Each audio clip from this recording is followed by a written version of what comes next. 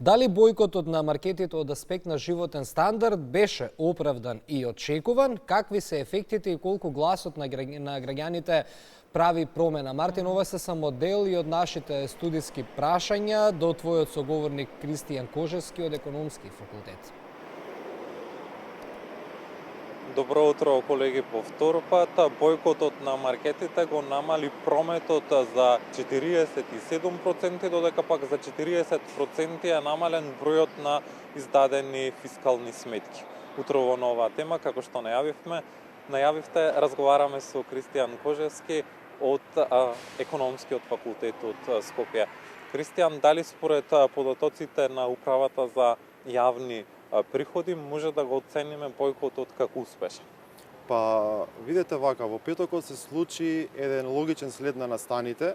Потрошувачите сосема легитимно, оправдано и очекувано го изразија своето незадоволство од континуираниот пораст на цените кој што се случува веќе неколку години наназад и значајно го засегнува стандардот на граѓаните, особено на домаќинствата кои што имаат пониски приходи и значаен дел од нивните приходи ги трошат за прехранбени производи.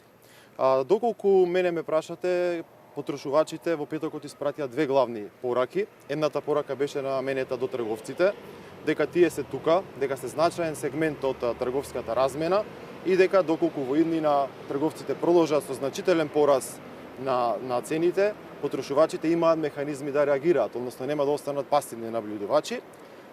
Другата порака, која по мене е уште поважна, испратија порака до јавните институции, дека им е потребна нивната помош, потребни им се зголемени капацитети за правилна имплементација на тековните решенија и мерки, но и дополнителни мерки кои што ќе се обидат да го заштитат стандардот на граѓаните. Тоа се две главни пораки кои што беа испратени во петокот. Кога сме веќе кај пораките, сметате ли дека се примени од страна на трговците и што треба државните институции да превземат за да нема постојано покачување на цените? Па видете, трговците треба да сватат дека треба да имаат еден партнерски однос со потрошувачите, односно на пазарот не треба да се гледаат како противници, туку тие треба да бидат партнери, да функционираат во едно оптимално окружување каде што ќе се создадат едни конкурентски услови кои што двете страни ќе бидат помалку незадоволни, јас би рекол, а тоа треба да го направат јавните институции.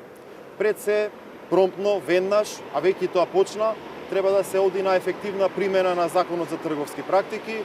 Гледаме дека јавните институции, надлежните институции веќе имаат на еден начин заедничка соработка за правилна имплементација на Законот за трговски практики.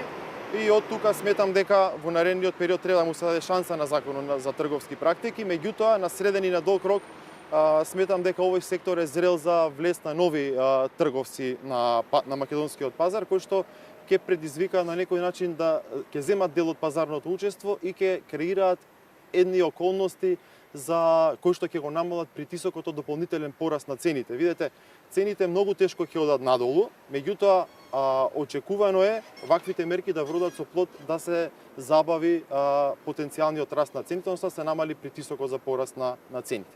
Кристијан, за крај на нашиот разговор, бојкотот започна од Хрватска, се прошири речиси на сите XU простори. 2 недели се одржува порета во Хрватска, за прв пат и кај нас. Дали сметате дека ќе продолжи овој бојкот и во наредниот период?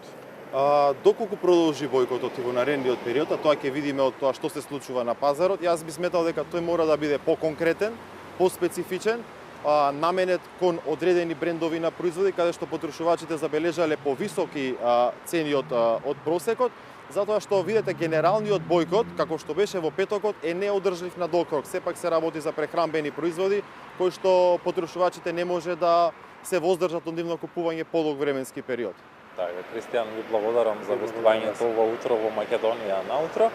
Разговаравме со Кристијан Кожевски, асистент на Економскиот факултет во Скопје. Наша тема беше дали бојкотот на маркетите имаше успешен ефект.